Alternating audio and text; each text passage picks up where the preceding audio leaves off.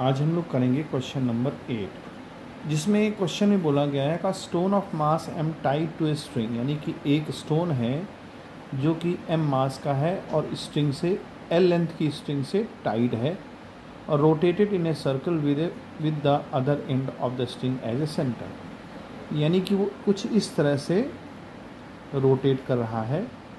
Centre उसका मान लेते हैं O है और L लेंथ जो है उस मास M वाली स्टोन का लेंथ L है सेंटर से। अब कहता है कि the speed of the stone is V। अगर इस स्टोन की स्पीड V है और कहता है कि अगर अचानक से if the string breaks the stone will move, अगर स्ट्रिंग टूट जाए यहाँ से तो उसका जो है क्या फॉर्मेशन होगा, कैसे वो चलेगी, क्या होगा, टूवर्ड्स द सेंटर रहेगा कि अवे फ्रॉम द सेंटर रहेगा, अलोंग द टेंजेंट रहेगा या रुक जाएगा। तो देखिए ध्यान दें अगर कि जैसे मान लीजिए ये सर्कुलर मोशन कर रहा है तो हर बार जैसे ही वो उसका अपनी पोजीशन बदलेगा उसकी वेलोसिटी की डायरेक्शन बदल जाती है। देखिए यहाँ पर इस तरह हो जाएगा, अभी भी सेंट्रीपिटल फोर्स लग रहा है। मान लीजिए वो यहाँ आया तो उसकी वेलोसिटी की डायरेक्शन ये हो गई, है ना।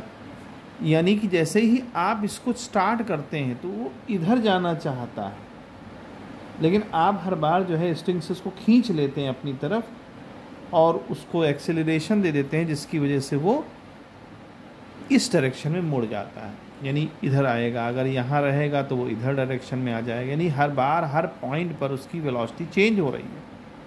तो वेलोसिटी चेंज होने का सिर्फ एक ही रीज़न है, क्योंकि आपने इसको फोर्स लगा रखा है, स्ट्रिंग से इसको बांध रखा है और लगातार इसको सेंट्रीपिटल फोर्स दे रहे हैं, यानी mv²/r अब उसको मिल रहा है, जिसकी वजह से मजबूरन उसको अंदर की तरफ आना पड़ रहा है।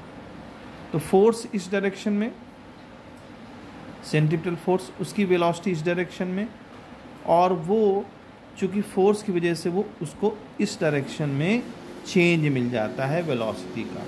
इसीलिए जैसे मान लीजिए इधर जाना चाहता है, आपने इसको इधर को खींचा यानी कि फोर्स लगाया तो वो इस डायरेक्शन मूव कर गया, फिर वो इस डायरेक्शन, यानी कि एक कर्व पाथ बनाने की कोशिश करता है इस चक्कर में। तो प्रॉब्लम यहाँ ये है, यानी बात ये है कि अगर ये स्ट्रिंग टूट जाए तो कहाँ जाएगा। देखो जाना तो ऐसे चाहता है, हर बार यहाँ आया तो इधर जाना चाहता है, यहाँ आया तो इधर जाना चाहता है, टेंजेंशियली जाना चाहता है, लेकिन आपने उसको पकड़ रखा है तो कहता है टूटने के बाद सेंटर पे तो नहीं आएगा, ये रॉन्ग है।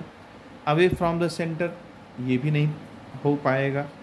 अलोंग द टेंजेंट, हाँ ये सही है, क्योंकि वो टेंजेंट के अलोंग मूव करेगा।